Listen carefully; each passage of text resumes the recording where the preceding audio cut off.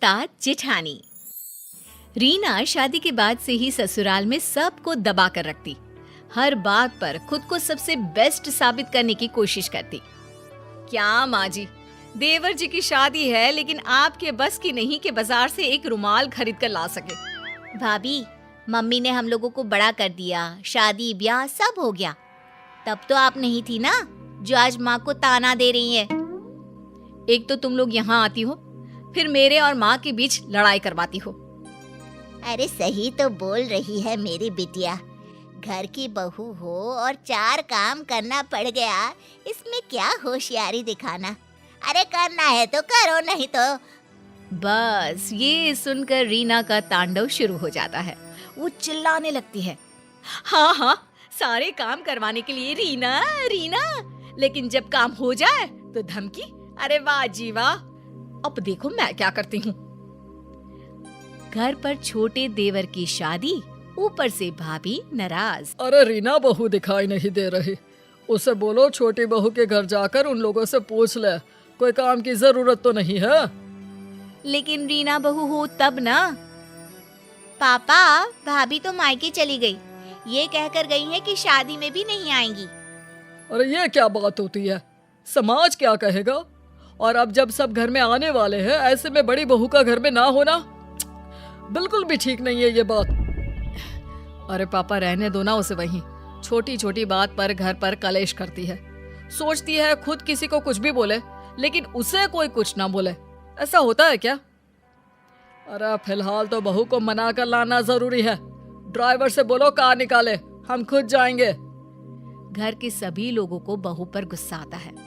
जो आदमी अपने उसूलों के आगे किसी के सामने नहीं झुका, वो कल की आई एक लड़की को मनाने जा रहा है। पता है ना माँ, आस पड़ोस की कितनी परवाह है।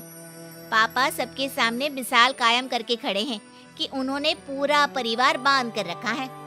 ऐसे में भाभी नहीं होंगी तो पापा की प्रतिष्ठा में उंगली तो उठेगी ही ना। ये भाभी की जीत नहीं, सबसे बड़ी हार है, हार। उधर मायके में रीना की माँ, अरे बेटी क्या बात है, इतने पैसे वाले लोगों को घुटने में ले आई तू। देख तेरा ससुर कैसे गाड़ियों का काफिला लेकर आया है हम लोगों के दरवाजे। अरे माँ बस बहुत हो गया इन लोगों का नाटक। अब तो देखो वो जो इन लोगों का दूसरा बंगला है ना, देवर की शादी के बाद वहां जाकर रहूंगी मैं, देख लेना। तभी ससुर बहू के मायके आते हैं। रीना की माँ नाटक करती है, अरे आइए भाई साहब, अरे देखे ना कब से समझा रही हूँ कि ससुराल में तेरी जरूरत है, चली जा बेटा। बात मन को लग गई है, आई तब से रोए जा रही है, रोए जा रही है। ससुर जो बहू की माँ की हरकतों से अच्छे से वाकिफ थे। देखिए वो सब हम बाद में देख लेंगे, हमारे घर का मामला है। फिलहाल रीना बेटा घर चलो, वहाँ तुम्हारी जरूरत है। बड़ी बहू हो तुम, लोग क्या कहेंगे। देखिए पिताजी, आप खुद आए हैं तो ठीक है, मैं चल रही हूँ, लेकिन मैं साफ साफ कह देती हूँ, देवरानी के आने के बाद मैं उस घर में नहीं रहने वाली। वो तो तुम्हें बोलने की जरूरत ही नहीं है, मैंने पहले ही फैसला ले लिया है कि मैं तुम्हें दूसरे बंगले में शिफ्ट कर दूंगा। छोटे की बीवी और वो हम लोगों के साथ रहेंगे। रीना को तो मानो मन मांगी मुराद मिल गई। तो फिर ठीक है ससुर जी, चलिए चलते हैं। रीना ससुराल चली जाती है और अच्छे से शादी हो जाती है। छोटी देवरानी जैसे ही घर में कई किसके अपशगुनी पैर हम लोगों के घर पड़े हैं, बत्ती ही चली गई। करो अब अंधेरे में सारी रस्में।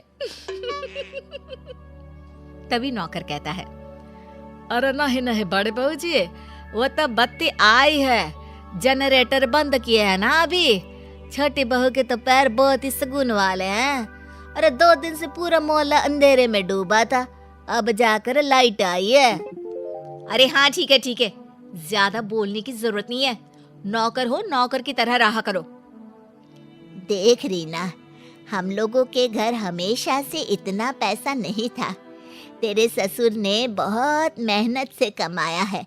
नौकरों से अच्छे से बात किया करो, ये हमारा परिवार ही है। हाँ ठीक है।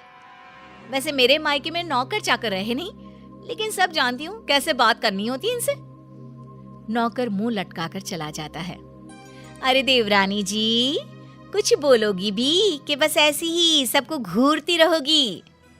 लेकिन छोटी देवरानी कुछ नहीं बोलती। अगले रोज, अच्छा तो मैं चली दूसरे बंगले में। यहाँ सब आप लोग आराम से खुशी खुशी रहो अपनी नई बहू के साथ। रीना का पति कहता है, लेकिन मैं अपना घर माँ पापा को छोड़कर कहीं नहीं जाऊंगा, ये तो पक्की बात है। तो ठीक है ना, आप रहो, मैं और बच्चे तो जाएंगे। छोटी देवरानी बोल पड़ती है, दीदी आप इस घर को और घर के लोगों को ऐसे नहीं कह सकती। हाँ रीना भाभी, छोटी भाभी सही कह रही हैं। तभी ससुर जी आते हैं। बड़कू बेटा, अपनी बीवी को लेकर जाओ दूसरे बंगले में, हम लोगों के लिए छुटकी बहू है। पिता का ऑर्डर मानकर बड़ा बेटा रीना और बच्चों को लेकर चला जाता है। आज सब कान खोलकर सुन लो, वो घर की बड़ी बहू है, बड़ी ही रहेगी। समाज में, परिवार में, हर जगह उसे हमारी बड़ी बहू के नाम से जाना जाता है। लेकिन एक बात ध्यान से सुन लो, कोई भी उससे गलत व्यवहार नहीं करेगा। अब क्या था, जेठानी रीना आए दिन घर आती और अपनी देवरानी को खरी खोटी सुना जाती। इन लोगों को जो तुम बहुत अच्छा समझ रही हो ना, अरे मैंने कैसे कैसे 5 साल काटे हैं मैं ही जानती हूँ। अरे मैं तो कहती हूँ तुम भी इन लोगों को मुंह मत लगाना। देखिए दीदी, अभी तक तो मेरे साथ सब ठीक है, जब कुछ होगा बुरा तो बता दूंगी। अरे मैंने तो इस घर को घर बनाया है, वरना जब मैं शादी करके इस घर में आई थी ना, पूरा घर ऐसे लगता था कि इसका सहूर ही नहीं था। ठीक है ना दीदी, अब देखिए आप नहीं है, लेकिन घर माँ जी ही तो चला रही हैं। मैं तो वही करती हूँ जो वो कहती हैं। अरे एक बात और, बुढ़िया ना बहुत गहना रखी हुई है। अब मैं तो यहाँ हूँ नहीं, तुम ही देखना कहीं ननद ही सारा गहना ना चंपट कर दे। वैसे कायदे से तो बेटी का ही गहना बनता है ना दीदी, हम लोगों को वो दे दे, प्रसाद समझकर रख लेंगे। आखिर सास की यादगिरी भी तो बहू के पास होनी चाहिए ना। अरे पता नहीं तेरी माँ ने तुझे कोई संस्कार ही नहीं दिए। अरे इन लोगों को जानती नहीं है तू। तभी ससुर वहां आ जाते हैं और छोटी को डांटने लगते हैं। छोटी बहू, मैंने तो तुम्हें अच्छा समझा था, लेकिन तुम भी। नहीं पापा जी, मैं तो सिर्फ दीदी से बात कर रही थी। हाँ, ये क्या कह रही थी पापा जी जानते हैं आप, कि बुढ़िया मर गई तो सारा गहना बेटी को दे जाएगी। मैंने कभी नहीं सोचा था छोटी कि तू भी ऐसी निकलेगी। तभी वहां सास और ननद आ जाते हैं। छोटी बहू दोनों को देखकर डर जाती है कि सास कहती है, नहीं नहीं, हम लोगों ने दोनों बहुओं की बात सुनी है। छोटी बहू की हर बात ठीक और संस्कार घर की हम लोगों की दिल खोल कर बुराई कर रही थी। जेठानी जैसे भी क्यों ना हो, जरूरी नहीं कि देवरानी भी वैसे ही निकले। हर एक के घर के अपने संस्कार हैं। बड़ी, तूने अलग घर ले लिया है, अब यहाँ का रास्ता भूल ही जा तो अच्छा है। छोटी सास की बात सुनकर चैन की सांस लेती है। ऐसे ही कार्टून वीडियो देखने के लिए हमारे चैनल को सब्सक्राइब करना ना भूलें।